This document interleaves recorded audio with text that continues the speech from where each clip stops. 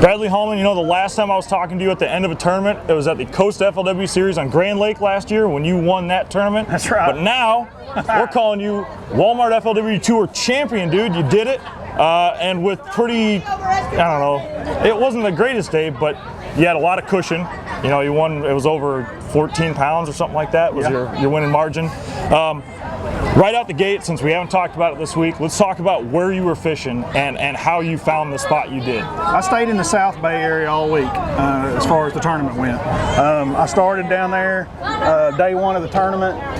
It was a place that I found the last day of practice, probably last afternoon of practice actually, and I had spent at least 7 hours in there, so I had enough time to really kind of bounce around in South Bay and had a pretty good idea of where all there were fish and where the water clarity was. Quality I wasn't sure about. I knew that I had over 25 bites in practice, so I knew bites were definitely numerous. And I had the feeling, I didn't look at very many, but I had the feeling that some of them were definitely, you know, 4-pounders. They were better than 12 inchers. I knew that. Right. It was just a matter of how many was I going to have to go through to get a good bite, and really was this flip and stick thing going to play out the way that everybody in Florida talks about, because I haven't been down here at Okeechobee and done it. Yeah. So is it really going to be the deal? But you know, from tournament history, to me, swinging that big rod and that big weight was a game changer for me this week. So, you know, we talked about, you said you had fish, you know, coming and going, right? We had some spawning fish or pre-spawn fish, we had post-spawn fish. And as the week went on, your watercolor, it got dirtier and dirtier basically. I mean, we had wind almost every day. Do you think that's why you were able to continue getting the good quality bites you did, was just the volume of fish that were around there? As the tournament progressed, I started realizing that the best reed heads were the ones that I was catching big fish out of. The water stayed clear there, whereas I was losing water every day because I would lose, you know, reeds around me because they would become muddy. But the primary one, even today when I left, the water still in that area was still somewhat clear.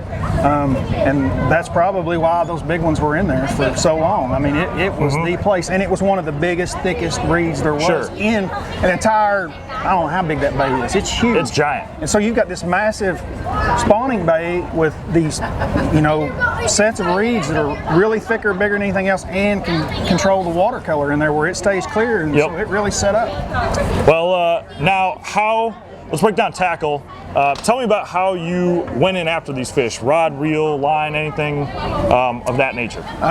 Big rod, 8-foot rod, I actually don't even own. I have some 8-foot rods flipping that I've used in the past, but I wasn't crazy about them. And so one of my best friends at home, Brandon Mosley, builds rods, and I told him, I said, dude, build me 2 Okeechobee rods. And he's like, I'm from Oklahoma, how am I going to build an Okeechobee rod? I said, do some research and let's get this right, because I want rods for those big sticks. And so he did the research, and he built them, and Mosley's Rod Works is the name of his company. He built me 2 rods. There's 2 rods I caught all my fish on all week. They've got a parabolic bend to them. Okay. I had somebody talking to me that had watched me catch the 8-pounder yesterday, and they were like, man, you know, like 10 inches above your hand, your rod was bowed from there all the way. And it was really key to me landing those big fish. Sure. Because of that weight so much, you know, in their mouth, and to be able to keep tension. That's what it does, is it never lets that slack go on that line. That rod, 65-pound test braid, 1.5 ounce weight, 5/0 hook, had a beaver on it, and I used a punch skirt above it. I was just trying to get as much big profile as I could. It's basically just Okeechobee 101 bait. I mean, there's really nothing secret about it. I kept it under wraps but I just did that more so everybody else would think maybe they couldn't catch them flipping because maybe I had some secret bait, but I didn't. Was there anything, number of bites wise, you know, because flipping, I watched you a little bit today, and you know, it's those reed heads, like you were saying, are so big, it's just flip after flip after flip. Would you know pretty quick though if you were going to get bit? I mean, would it take one hop and they'd eat it? It was different throughout the week. In the last 2 days, I haven't been bit on the hop at all. If they didn't eat it on the first drop, they didn't eat it. Okay. It's pretty much how it's been for the last 2 days. The first 2 days, I had quite a few bites on the 3rd, the 4th, the 5th, sometimes up higher, you know, closer if it was a mat. But generally the big fish, the big ones, this first drop. Right out the gate?